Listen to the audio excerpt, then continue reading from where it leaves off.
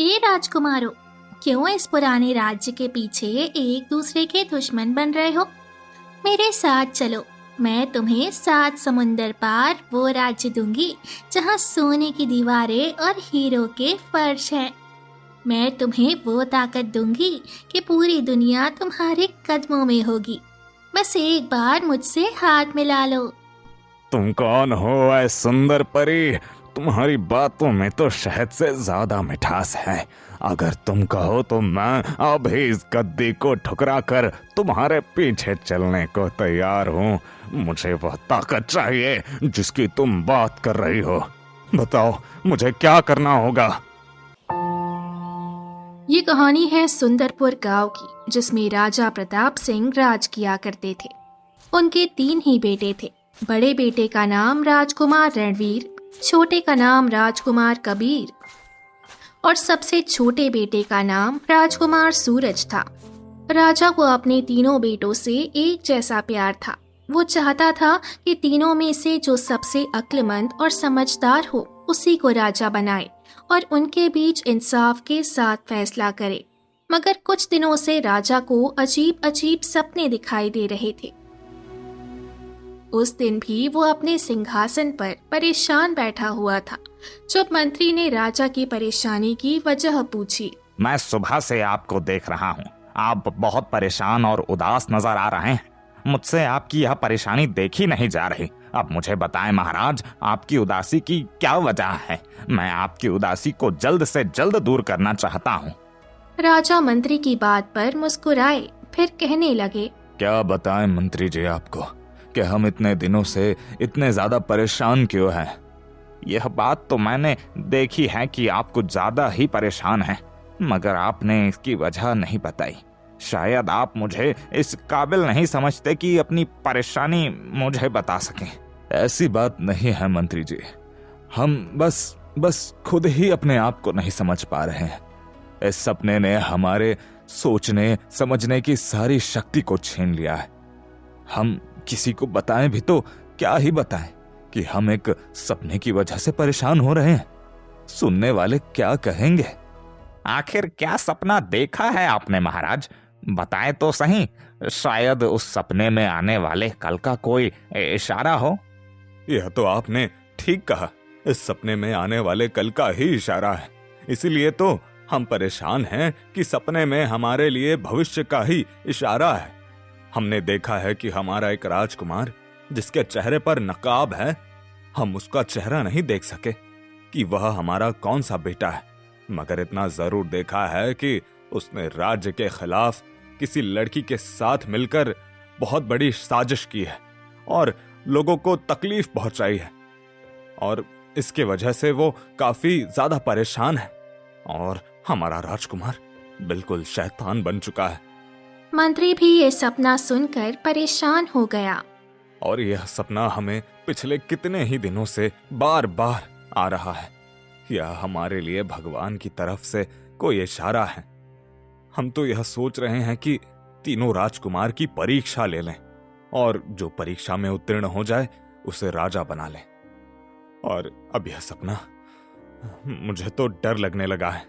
पता नहीं क्या होने वाला है। आप शांत हो जाएं महाराज, आप परेशान मत हो। भगवान ने चाहा तो सब ठीक हो जाएगा। मैं कल ही साधु बाबा को बुलाकर लाता हूँ। मुझे भरोसा है कि कल तक उनकी तपस्या भी पूरी हो जाएगी और वह आपकी बात सुनने के लिए महल में आ जाएंगे।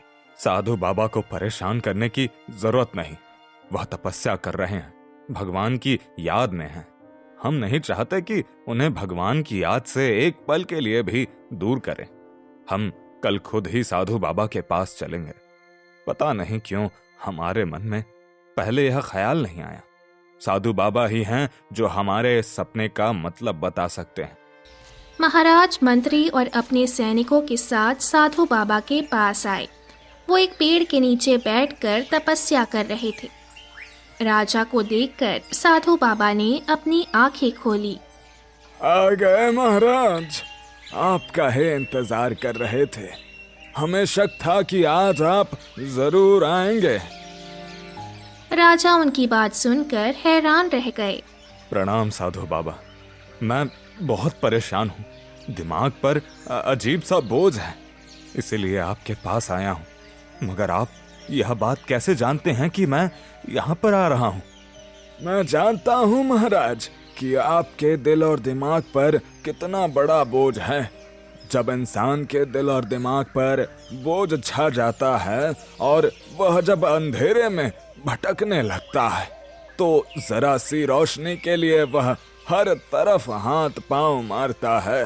परेशानी में वह हर उस इंसान की तरफ मदद के लिए हाथ जरूर बढ़ाता है जो उसे इस परेशानी से निकाल सके। और मैं जानता था कि आप अपनी परेशानी हमारे साथ बताने के लिए जरूर आएंगे। राजा साधु बाबा के पास जाकर बैठ गए और अपना सपना उन्हें बताया। आपका सपना कोई मामूली सपना नहीं है महाराज, यह आने वाले वक्त का इशारा है। आपको और हम सबको बहुत सावधान होकर रहना पड़ेगा। मगर साधु बाबा, ऐसा कैसे हो सकता है? आप जानते हैं कि तीनों राजकुमार कितने अच्छे, कितने प्यार करने वाले और राज्य के लोगों की सेवा करने वाले हैं। मगर अपने सपने में मैंने तो राजकुमार का चेहरा बिल्कुल किसी शैतान की तरह देखा और यह भी नहीं पहचान पा रहा कि वह मेरा कौन सा बेटा है। इस बात का फैसला तो मैं भी नहीं कर पा रहा हूँ कि आखिर वह राजकुमार कौन सा है जिससे राज्य को और इन सब लोगों को खतरा है। साधु की बात पर राजा हैरान और परेशान रह गया। आप क्या कह रहे हैं साधु बाबा? राजकुमार से खतरा? मगर क्यों, किस लिए? महाराज, बात कुछ इस तरह से है कि एक शैतानी शक्ति है जो कितने ही सालों से इस धरती के नीचे छुपकर रह रही है। हमने अपनी तपस्या से, अपने मंत्रों से उसे जमीन से बाहर नहीं निकलने दिया, मगर अब वह भी बहुत ताकतवर हो गई है और अब वह किसी राजकुमार की मदद से इस दुनिया के लोगों पर अपनी शक्ति से राज करना चाहती है। और अगर एक बार वह शैतानी शक्ति अपना राज कायम करने में कामयाब हो गई तो सारे राज्य की जान खतरे में आ सकती है, क्योंकि वह हर किसी को अपना गुलाम बनाना चाहती है और जो उसकी गुलामी से मना करेगा वह उसकी जान ले लेगी। तो फिर इस मुसीबत का क्या उपाय है? आप ही बताएं साधु महाराज, हम क्या करें? क्या हम तीनों राजकुमारों को महल में बंद करके रखने, उनके महल से बाहर निकलने और लोगों से मिलने पर पाबंदी लगा दें? यही रास्ता हमें समझ आ रहा है। नहीं महाराज, यह उपाय नहीं है। मुसीबत से नजरें चुराना कभी भी मसले का हल नहीं होती, बल्कि उस मुसीबत का सामना किया जाता है। और मेरा ज्ञान यह कहता है कि दो राजकुमार उस शैतानी शक्ति का साथ देंगे, मगर एक राजकुमार उस शैतानी ताकत का मुकाबला करेगा और राज्य के लोगों को बचाएगा। मगर अब यह मैं नहीं जानता कि शैतानी ताकत का साथ देने वाले राजकुमार कौन हैं और बचाने वाले राजकुमार में से कौन है। तो फिर यह जानने के लिए क्या करना होगा साधु बाबा? आप ही मुझे बताएं, इस परेशानी का हल निकालें, वरना मैं यह सोच सोच कर पागल हो जाऊंगा।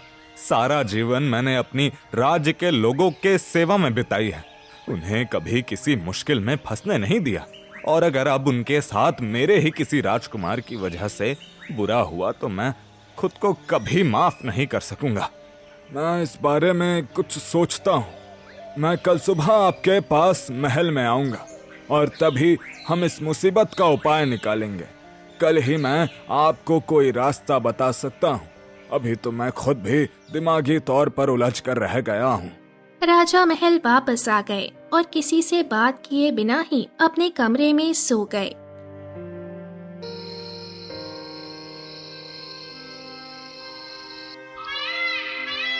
अगले दिन सुबह सुबह साधु महल में आ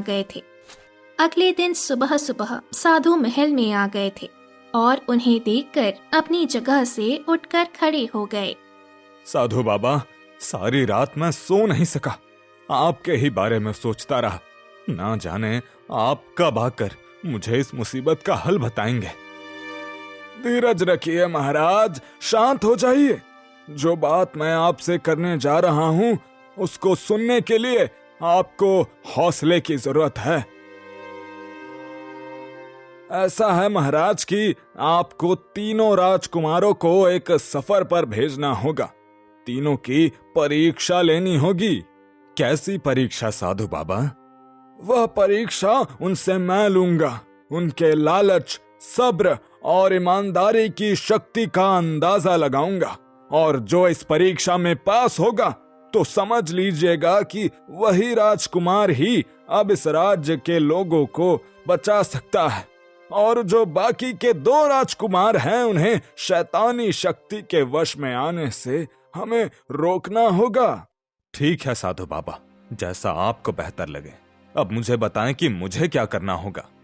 आप उन राजकुमारों को महल में अपने पास बुलाएं और तीनों से कहें कि वह अपने पास जरूरत का कुछ सामान लेकर सफर पर निकलें। आप उनकी परीक्षा ले रहे हैं, इससे ज्यादा राजकुमारों को बताने की जरूरत नहीं है। राजा ने ऐसा ही किया था। तीनों राजकुमारों को अपने पास बुलाया। मेरे राजकुमारों, आज मैं तुमसे जरूरी बात कहने वाला हूं। मैं जानता हूं कि तुम लोग कभी भी मेरी किसी भी बात से इनकार नहीं करोगे। जी पिताजी, आपने बिल्कुल ठीक सोचा। आपका हर हुक्म हमारी सर आंखों पर। पिताजी, हमारी वजह से आपको कभी भी मायूसी नहीं होगी। आप हमें अपने लिए हमेशा ही आज्ञाकारी पाएंगे। जी पिताजी, जो दोनों बड़े भाइयों ने कहा वही मेरे भी शब्द हैं। मुझे भी आपके किसी भी आदेश से कोई इनकार नहीं। तुम तीनों को अपने साथ थोड़ा बहुत जरूरत का सामान लेकर सफर पर निकलना होगा। तुम तीनों का अलग अलग रास्ता होगा और सामान भी थोड़ा थोड़ा ही अपने साथ लेकर जाओगे। तुम्हारे साथ कोई सैनिक नहीं जाएगा और ना ही कोई और दोस्त। अब तीनों राजकुमार हैरान होकर एक दूसरे को देखने लगे। मगर पिताजी, आखिर इस सफर का मकसद क्या है? हमारी मंजिल कहाँ होगी? हमें कहाँ तक जाना होगा? बस तुम लोग सफर शुरू तो करो, मंजिल खुद ब खुद तुम्हारे सामने आ जाएगी। मगर पिताजी, यह तो बताएं कि हमें यह सफर कब तक जारी रखना होगा, और हम तीनों भाई एक साथ सफर क्यों नहीं कर सकते? हमें अलग अलग सफर करना क्यों जरूरी है? मैं तुम लोगों को बता चुका हूं कि मैं तुम तीनों की परीक्षा ले रहा हूं। मैं चाहता हूं कि इस राज्य में अपने बाद किसी और को राजा बनाऊं, और राजा भी मैं उसी इंसान को बनाऊंगा जो इस परीक्षा में पूरी तरह से सफल होगा। बस अब तुम तीनों अभी से अपना सफर शुरू कर सकते हो। अब मैं इस विषय पर तुम लोगों से और कोई बात नहीं करना चाहता। तीनों राजकुमार वहां से चले गए। राजा की आंखों में आंसू आ गए। हे राम, मैंने अपने दिल पर किस तरह पत्थर रखकर अपने राजकुमारों को खुद से दूर किया है, यह मैं जानता हूं या तू जानता है। मेरे तीनों पुत्रों को इस परीक्षा में सफल करना और उस शैतानी शक्ति से हम सभी को बचाकर रखना। तीनों राजकुमार अपने साथ थोड़ा थोड़ा सा सामान लेकर महल से निकलकर बाहर आ गए। तब उनके पास मंत्री आया। राजकुमार कबीर, आपको राजा ने उत्तर की दिशा में जाने का हुक्म दिया है, और राजकुमार रणवीर, आप जंगल की ओर जाएंगे, और राजकुमार सूरज, आपने सीधे चले जाना है। आपके रास्ते में जो भी जंगल आए, पानी आए, जो भी मुश्किल हो, आपने बस सीधे चले जाना है। उस पानी से, उस आग की नदी से कैसे निकलना है, यह आपका काम है। आप तीनों ही अपने रास्ते पर सीधे चलते जाएंगे। रास्ते में जितनी भी मुश्किलें आएंगी, आपको उन सभी को पार करना है। उनसे दूर होकर रास्ता नहीं बदलना है, बल्कि उन मुश्किलों का सामना करके रास्ते पर ही चलना है।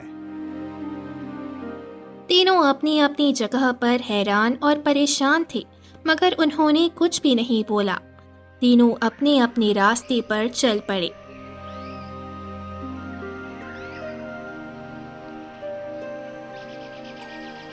जब वो लोग महल से काफी दूर पहुंच गए तो हर तरफ शाम का अंधेरा फैलने लगा।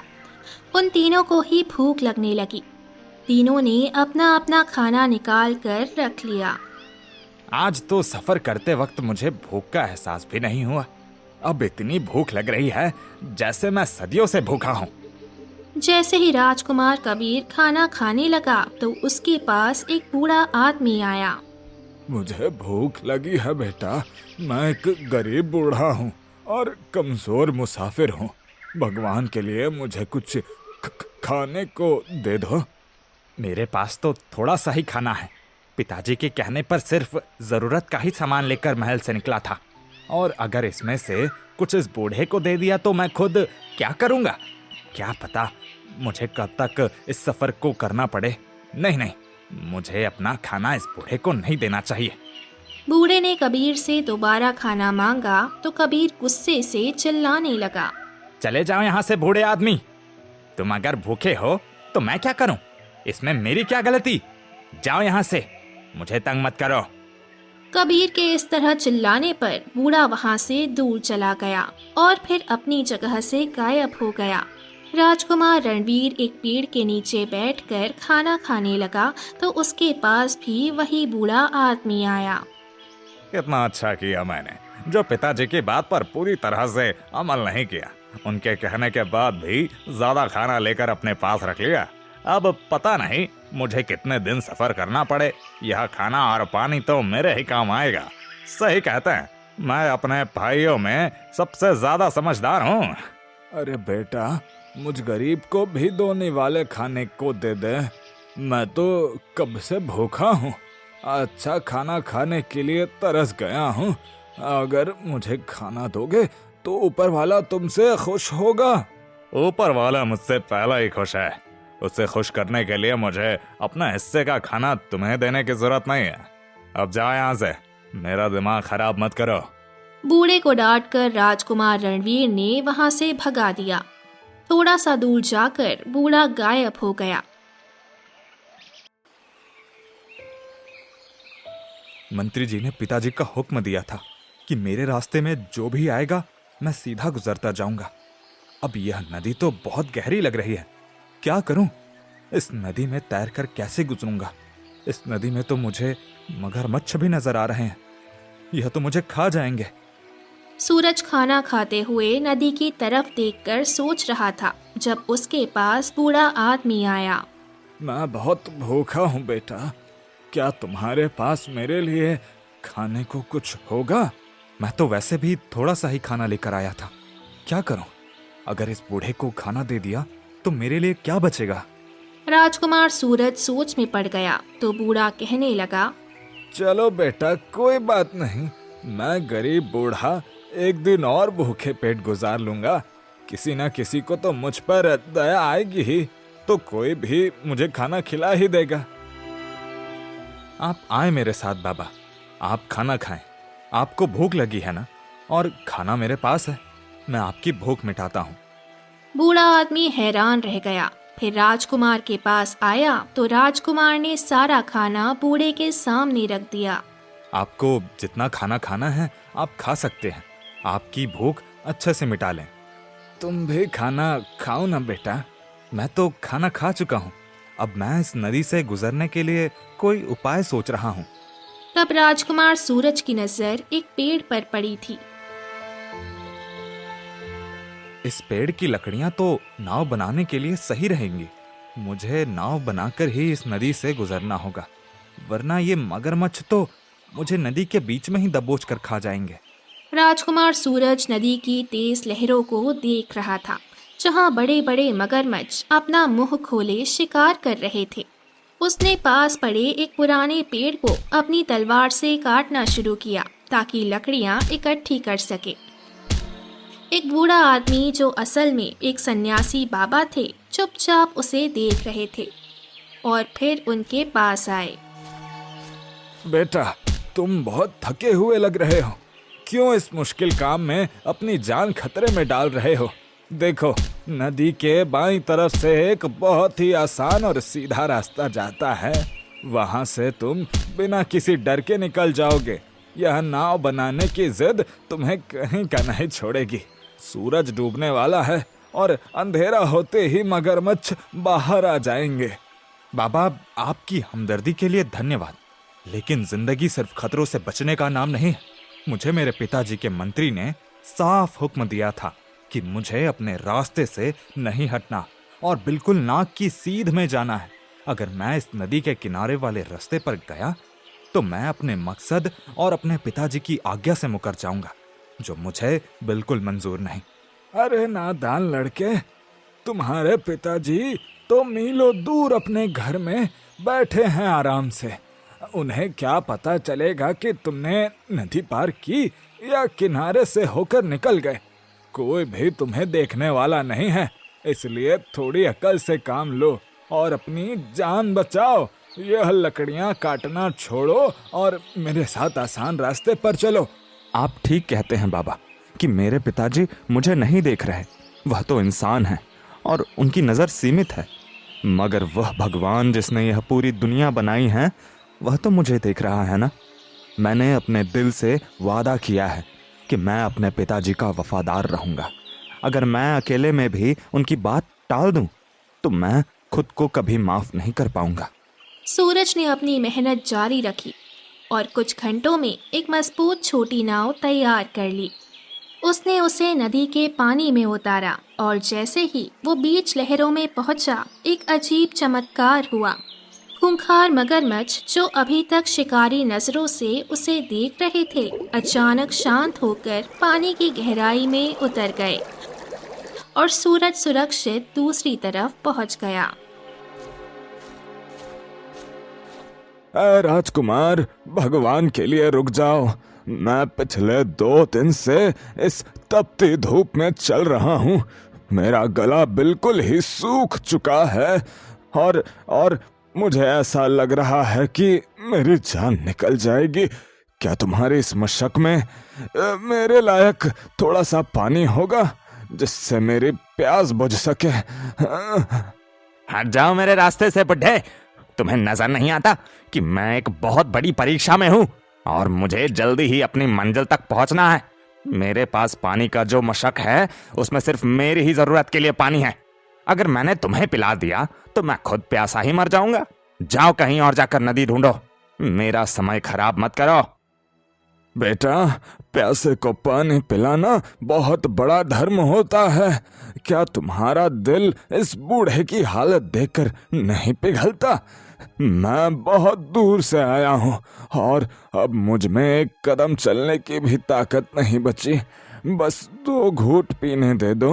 मैं तुम्हारे पिताजी से तुम्हारी तारीफ करूंगा और तुम्हें दुआएं दूंगा। मुझे तुम्हारी दुआओं की जरूरत नहीं है और ना ही मैं किसी बूढ़े की सिफारिश पर राजा बनना चाहता हूँ। मैं अपनी ताकत और हकले से गद्दी हासिल करूंगा। तुम जैसे यात्री रोज मिलते हैं। अगर मैं सबकी मदद करने लगा तो मैं कभी भी अपनी मंजिल तक नहीं पहुंच पाऊंगा। अब पीछे हटो वरना मुझे गुस्सा आ जाएगा। कबीर बेदर्दी से आगे बढ़ गया और उस बूढ़े यात्री की आवाज को अनसुना कर दिया। थोड़ी ही देर बाद वो बूढ़ा आदमी गायब हो गया और अब एक घायल व्यक्ति के रूप में रणवीर के रास्ते में दिखाई दिया। रणवीर एक घने जंगल से गुजर रहा था, जहाँ कांटों भरी झाड़ियाँ उसका रास्ता रोक रही थी। अरे, कोई है जो इस गरीब की मदद करे? राजकुमार, जरा देखो, मेरे पाँव में जहरीला कांटा चुभ गया है और मैं चल नहीं पा रहा हूँ। क्या तुम मुझे सहारा देकर इस पेड़ की छाया तक पहुँचा दोगे, जहाँ थोड़े ठंडक मिले? मेरी टांग सूज गई है और दर्द से मेरी जान निकल रही है। अरे बुड्ढे, तुम इस समय मेरे रास्ते में क्यों आए हो? मैं पहले ही इस जंगल की झाड़ियों से परेशान हो चुका हूँ और मेरे कपड़े भी जगह जगह से फट गए हैं। अगर मैं तुम्हारी मदद करने के लिए रुका तो मेरा बहुत सा कीमती समय बर्बाद हो जाएगा और मैं अपने भाइयों से पीछे रह जाऊंगा। अपना इलाज खुद करो और मुझे जाने दो। राजकुमार, क्या एक राजगद्दी की कीमत एक इंसान की जान से भी बढ़कर है? मैं सुनसान जगह में अकेला ही मर जाऊंगा अगर तुमने मेरा हाथ नहीं पकड़ा तो। क्या तुम्हारे दिल में जरा सा भी रहम नहीं है? तुम्हारे पिताजी तो बहुत दयालु राजा हैं। क्या उन्होंने तुम्हें दूसरों की मदद करना नहीं सिखाया? मेरे पिताजी ने मुझे राजा बनना सिखाया है, और एक राजा को भावनाओं में नहीं बहना चाहिए। अगर मैं हर बीमार और घायल की मदद के लिए रुकता रहा ना, तो मैं राजा कभी नहीं बन पाऊंगा। मेरा मुकाबला मेरे भाइयों से है, और इस समय मेरे लिए सिर्फ मेरी जीत जरूरी है। तुम तड़पते हो तो तड़पो, मैं नहीं रुक सकता।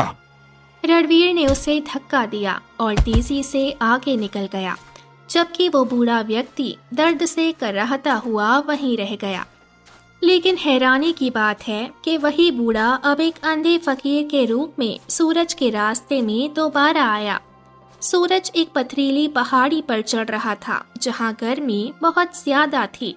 बेटा, मैं रास्ता भटक गया हूँ और मुझे कुछ दिखाई नहीं दे रहा। क्या तुम मेरा हाथ पकड़कर मुझे पहाड़ी के उस पार गांव तक छोड़ाओगे? मैंने सुना है कि इस पहाड़ी पर बहुत से खतरनाक गड्ढे हैं। अगर मैं अकेला गया तो गिरकर मर ही जाऊंगा। क्या तुम मुझ पर एहसान करोगे? बाबा, आप फिक्र ना करें, मैं आपको अकेला नहीं छोड़ूंगा।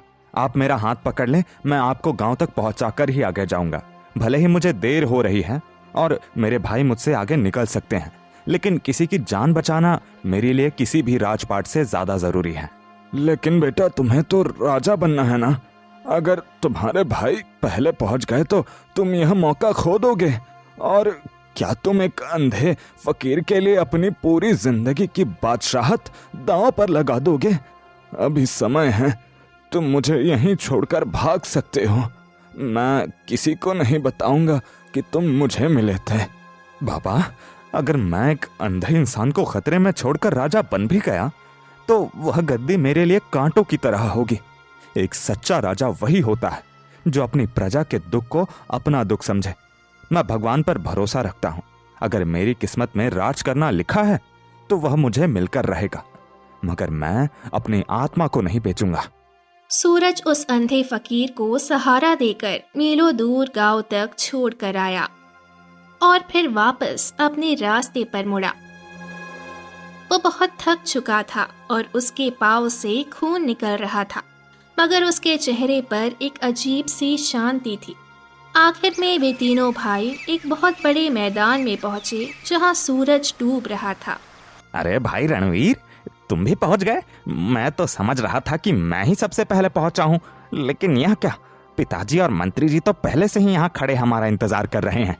क्या यह सफर सच में खत्म हो गया है या अभी भी किसी परीक्षा का हिस्सा हैं हम?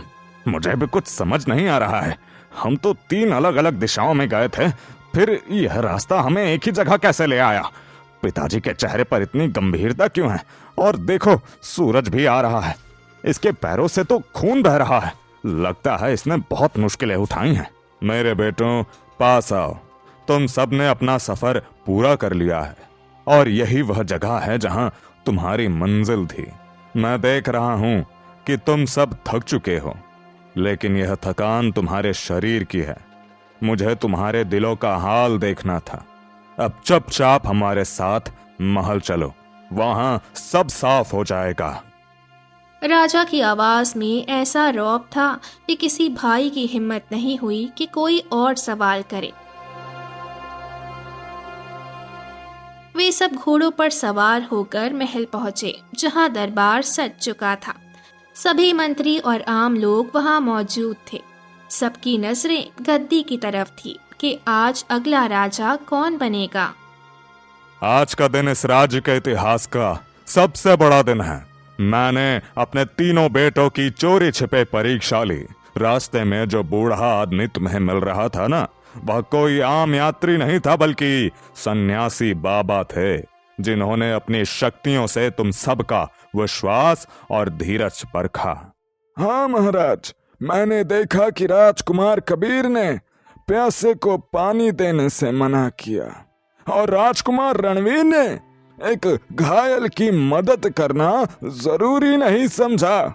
इन दोनों के दिलों में सिर्फ ताकत का लालच था, जबकि राजकुमार सूरज ने हर कदम पर इंसानियत को सबसे ऊपर रखा और पिताजी की आज्ञा को कभी नहीं तोड़ा।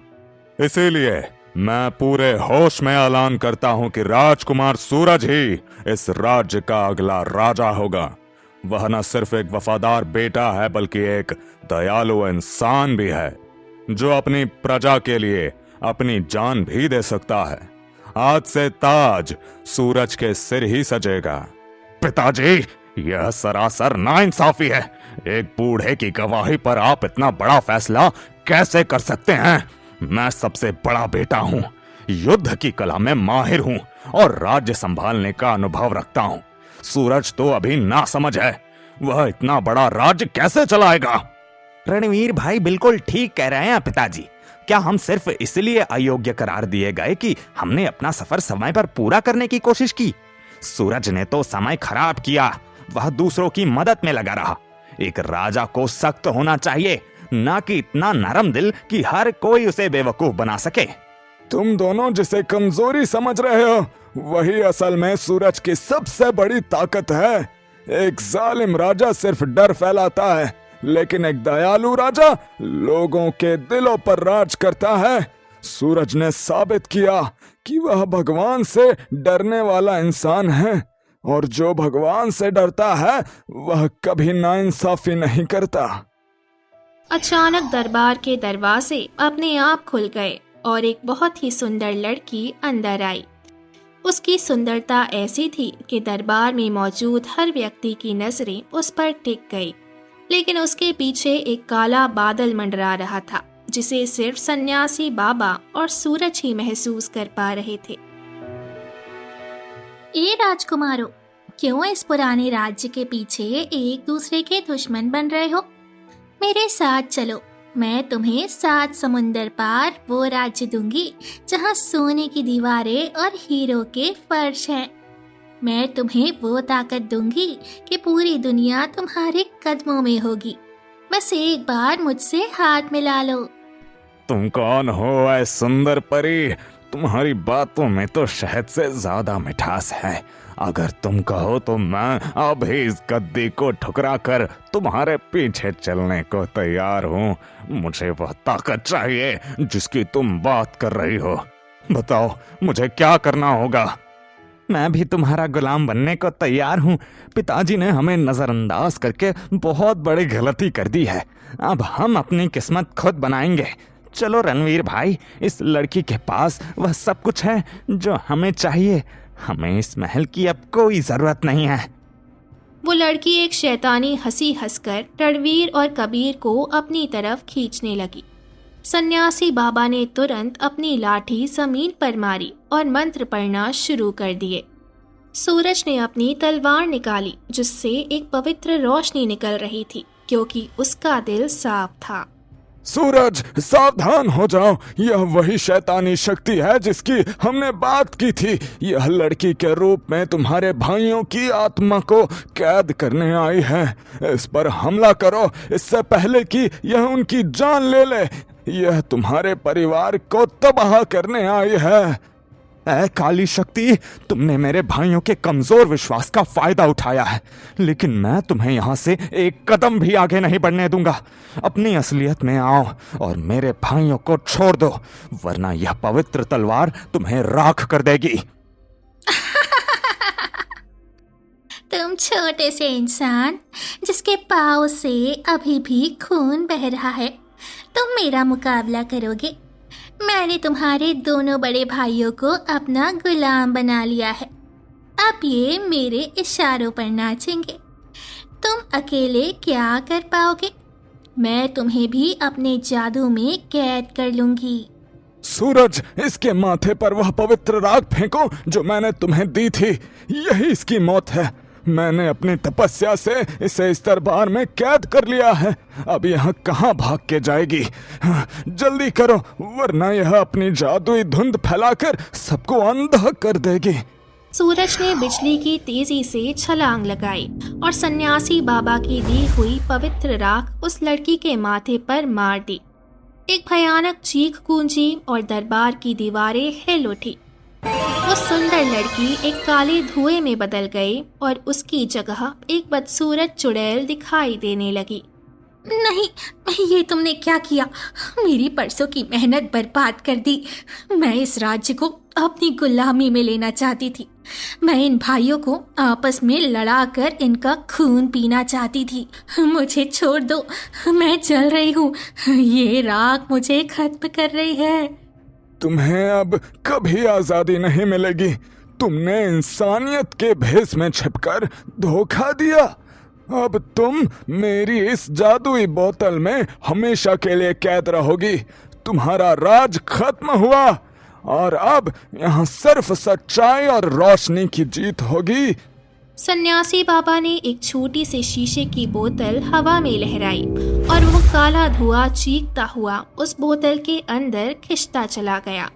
जैसे ही बोतल का ढक्कन बंद हुआ, पूरे महल में फैली हुई बेचैनी और घुटन अचानक खत्म हो गई और एक ठंडी हवा का झोंका सबको छू कर गुजरा। ओह मेरे भगवान, ये हमारे साथ क्या हो गया था? पिताजी, हमें माफ कर दें। हमने आपके फैसले पर सवाल उठाए और एक अनजान लड़की के जाल में फंसकर अपने भाई के खिलाफ हो गए। हम कितने गुनाहगार हैं कि हमने अपने राज्य को खतरे में डाल दिया।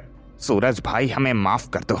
तुमने न सिर्फ हमें इस शैतान की कैद से बचाया, बल्कि आज हमें यह भी सिखा दिया कि असली बहादुरी तलवार चलाने में नहीं है, बल्कि अपने मन को काबू करने में है। तुम ही इस गद्दी के सच्चे वारिस हो। हम तुम्हारी प्रजा बनकर रहना चाहते हैं। आज मेरी आंखें ठंडी हो गई। मेरे बेटों को अपनी गलती का एहसास हो गया और शैतान भी कैद हो गया। सूरज, तुमने साबित कर दिया कि नेकी कभी बेकार नहीं जाती। आज से तुम इस राज्य के नए महाराज हो और तुम्हारे भाई तुम्हारी सबसे मजबूत ढाल बनेंगे। पूरे दरबार में खुशी की लहर दौड़ गई और लोग महाराज सूरज की जय के नारे लगाने लगे। सन्यासी बाबा ने राजा को आशीर्वाद दिया और चुपचाप अपनी तपस्या की जगह पर लौट गए। राज्य सुंदरपुर अब हमेशा के लिए बुराई से मुक्त हो चुका था और शांति का नया समय शुरू हो चुका था।